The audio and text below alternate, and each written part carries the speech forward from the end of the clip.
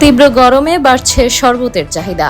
তীব্র তাপপ্রবাহে জনজীবনে নেমে এসেছে স্থবিরতা। ঠিক সেই সময়ে শরবতের চাহিদাও বেড়েছে কয়েক গুণ। গরম থেকে কিছুটা স্বস্তি পেতে নগরীর খেটে খাওয়া মানুষেরা ভিড় করছে ফুটপাতের শরবতের দোকানগুলোতে।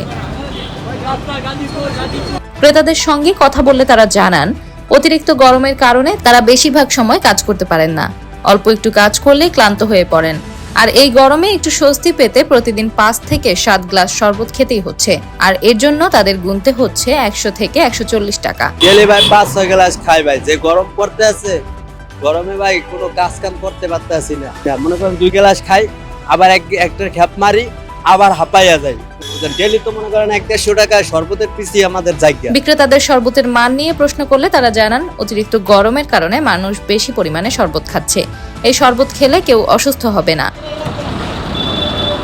শরবতে কোনো কেমিক্যাল ব্যবহার করা হয় না, ফলে যে কোনো পেশার মানুষ খুব সহজে এই লেবুর শরবত খেয়ে সাময়িক স্বস্তি উপভোগ করেন। গরম বেশি হওয়ার কারণে মনে করেন এটার চাহিদাটা বেশি এখন। আর এটা তো লেবু শরবত, তো এখন গরমের কারণে মানে সব ধরনের লোকই খায়। আমার পানিতে কোনো দুর্গন্ধ নাই। আমার পানিতে যে কাস্টমার শরবত খেতে আসে, আগে আমি হ্যাঁ পানিটা টেস্ট করে খাওয়াই আর দেখাই, তারপরে আমি শরবত দিই।